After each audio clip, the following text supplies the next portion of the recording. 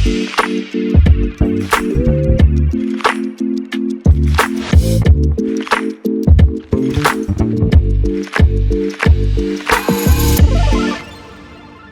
conversa sobre o luto começa com silêncio, porque o silêncio é a linguagem que o luto entende.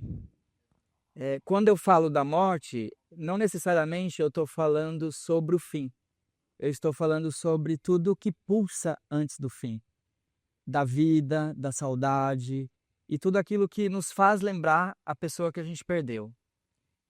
Morávamos no interior de São Paulo, aqui em Pindamonhangaba, e tínhamos o estranho hábito de brincar escutando fragmentos através do muro, eu e um amigo meu. A gente colocava uma escada, ele subia, ouvia a conversa dos adultos, coisas de criança, coisas de crianças dos anos 80, e a partir das histórias, os fragmentos que a gente ouvia, a gente tentava inventar histórias, pensava em teatrinhos, enfim, coisas de criança. E um dia esse meu amigo, em cima da escada, do alto da escada, ele olhou para mim e disse: "Sua mãe morreu." Ele havia escutado do lado do muro e soltou essa frase que perfurou meu coração. Ele desceu da escada, me abraçou, a gente ficou ali em silêncio e novamente o silêncio, né, que é a linguagem que a morte entende muito bem.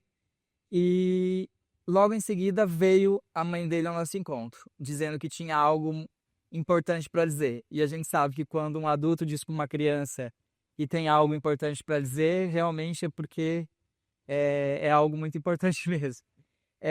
Desde então, foram fragmentos, flashes que vinham na minha cabeça e eu não conseguia mais lembrar de tudo que havia acontecido.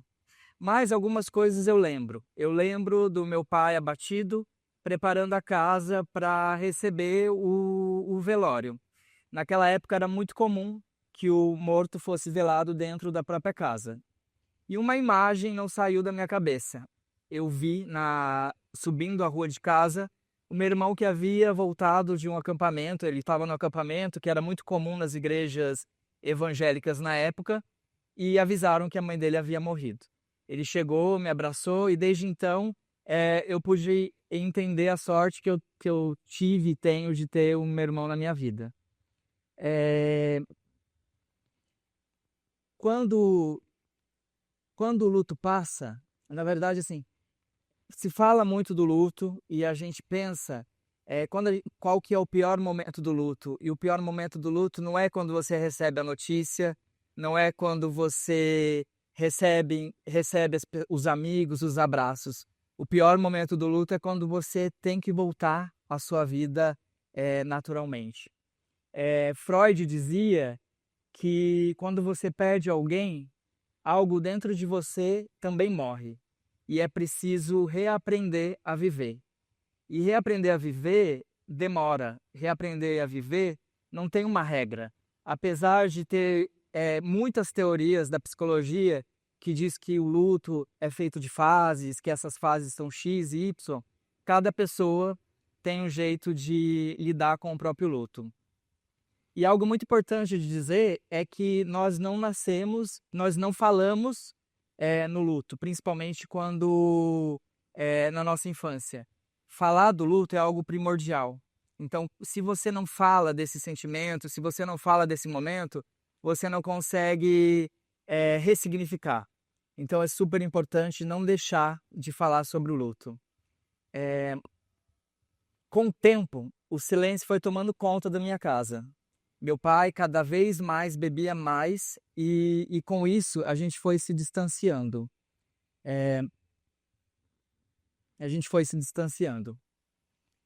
No final da pandemia, brotou um desejo em mim de reformar a casa onde meu pai morava e aquela casa que eu tanto odiava.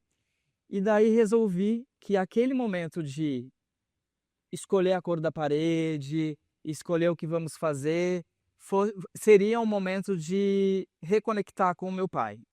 Então, durante alguns meses, a gente foi pensando o que iria fazer em cada etapa da casa, e quando a casa amarela ficou pronta, o meu pai faleceu.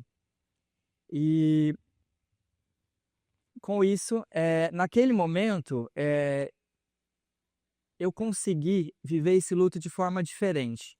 Porque algo que vale a pena comentar é que quando a gente não simboliza os nossos lutos, eles vão se acumulando. Então é muito comum a gente, quando perde um namorado ou quando a gente perde um amigo, a gente juntar aquelas dores, né? As pessoas dizem, nossa, mas está tão exagerado esse término de relacionamento, mas não é necessariamente aquele luto que você está sofrendo. Você está sofrendo muitos lutos. E por isso que é importante a gente sempre falar sobre as nossas perdas. Eh, Naquele momento em que eu entrei no quarto do hospital e vi o meu pai pela última vez, eu consegui entender que ali eu morria um pouco também junto com ele. Eu não morria, fisicamente, mas eu morria com as minhas certezas, eu morria com o meu rancor, eu morria para poder, reaprender a viver. Então foi um momento muito importante para mim. Quando eu recebi o convite para palestrar, foi na mesma semana em que o meu contato de emergência morria. Sabe aquele contato que você coloca quando você vai viajar? Era o meu amigo Eliezer, para quem eu dedico essa fala aqui hoje.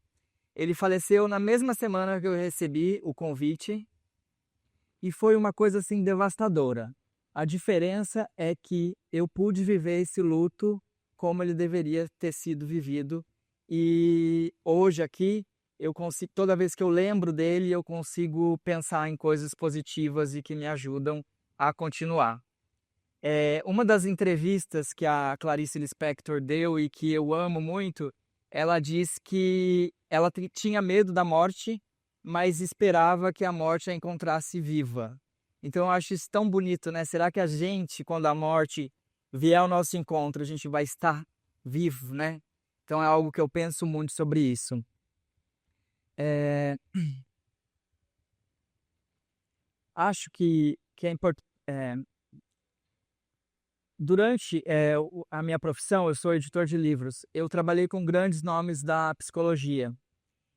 Ana Sui, Christian Dunker, Contardo Caligares, Alexandre Coimbra. E um deles, o Yalom, que é um grande psiquiatra, escreveu um livro chamado Uma Lição de Vida e Morte.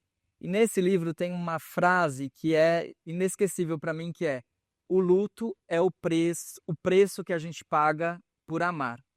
E eu fui pagando esse preço cada vez que eu perdi a minha mãe, o meu pai, o meu melhor amigo. Toda vez que eu perdia alguém, eu sentia que também valia a pena, porque eu amei essas pessoas como nunca amei ninguém. Então é importante a gente valorizar as pessoas que a gente tem ao nosso redor e entender que a morte está aí à espreita, mas que espero que ela encontre a gente com muita alegria e muita vontade de viver. Tem uma história que eu lembrei agora que eu acho muito bonita, que é o seguinte: quando você tem uma metáfora que quando você enquanto você lembra e celebra os seus mortos, eles continuam vivos no céu. Essa é uma metáfora e eu achei super bonito isso, porque eu lembrei, quando eu contei para uma amiga da morte desse meu amigo Eliezer, ela que mora no México falou: vou te dar um altar, porque lá é muito comum, né, fazer esse altar para o Dia dos Mortos. E ela disse: apesar de ter as regras todas que você tem que cumprir, você faz do seu jeito. Celebre a vida que você teve com esse seu amigo. E esse altar basicamente é muito colorido, você vai colocando as memórias que você teve com aquele seu amigo. Ouve música, coloca as músicas que você gosta, enfim. É uma maneira de celebrar os nossos mortos, né? Celebrar as nossas perdas e lembrar que nossas perdas fazem parte de nós. Hoje, as minhas perdas fazem parte da minha vida. Eu sigo carregando as minhas perdas, mas as minhas perdas não me carregam mais. E hoje eu convido vocês a celebrarem todas as suas perdas e todos os seus mortos. Obrigado.